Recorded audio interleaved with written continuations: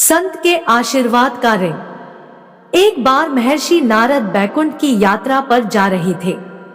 नारद जी को रास्ते में एक औरत मिली और बोली, मुनिवर, आप प्रायः भगवान नारायण से मिलने जाते हैं। मेरे घर कोई संतान नहीं है, आप प्रभु से पूछना मेरे घर संतान कब होगी। नारद जी ने कहा, ठीक है, पूछ लूंगा। इतना कहकर नारद जी नारायण नारायण कहते हुए यात्रा पर चल पड़े। बैकुंठ पहुंचकर श्री नारायण ने नारद जी से जब कुशलता पूछी तो नारद जी बोले, जब मैं आ रहा था तो रास्ते में एक औरत जिसके घर कोई संतान नहीं है, उसने मुझे आपसे पूछने को कहा कि उसके घर पर संतान कब होगी। नारायण बोले, तुम उस औरत को जाकर बोल देना कि इस जन्म में उसके भाग्य में संतान का सुख नहीं है।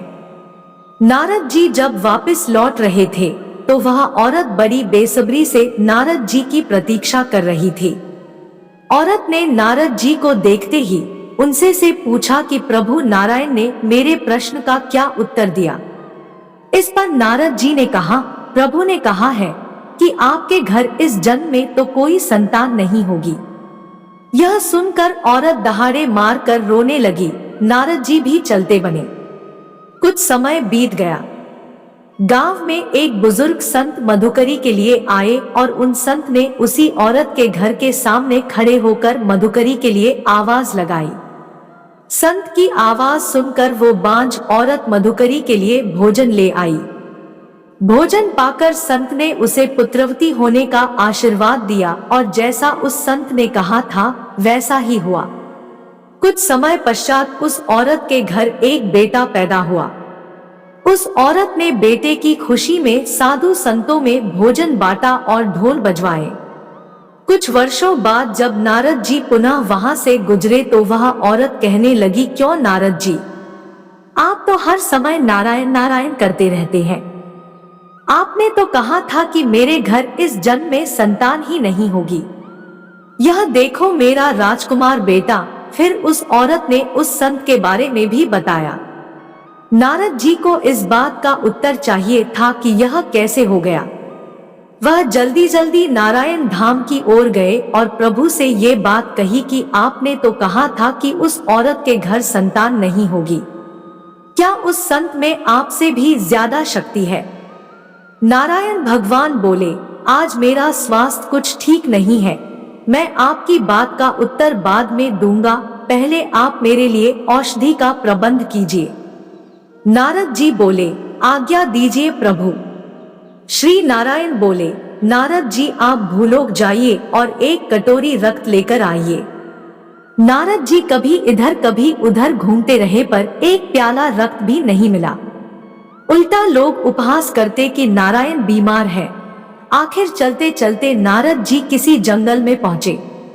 वहां पर वही संत मिले जिसने उस औरत को बेटे का आशीर्वाद दिया था। वो संत नारद जी को पहचानते थे। उन्होंने कहा, अरे देवर्षि जी, आप इस जंगल में इस समय क्या कर रहे हैं? इस पर नारद जी ने जवाब दिया, मुझे प्रभु ने किसी मनुष्य का रक्त लाने को कहा है।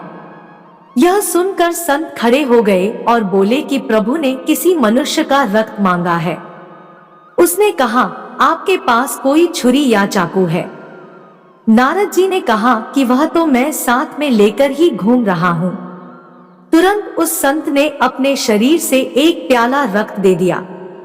नारद जी वह रक्त लेकर नारायण जी के पास पहुँचे और कहा, आपके लिए मैं औषधि ले आया हूँ।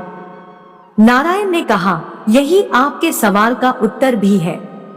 जिस संत ने मेरे लिए एक प्याला रक्त मांगने पर अपने शरीर से इतना रक्त भेजकर मुझे अपना ऋणी बना लिया है, जो मुझसे इतना प्रेम करता हो, क्या उस संत के आशीर्वाद देने पर मैं किसी को बेटा भी नहीं दे सकता?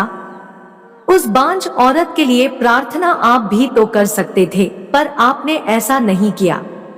रक्त तो आपके शरीर में भी था, पर आपने नहीं दिया। मनुष्य का भाग्य केवल प्रारब्ध से निर्मित नहीं होता, अपितु सद्कर्म और आशीर्वाद से भी प्रभावित होता है।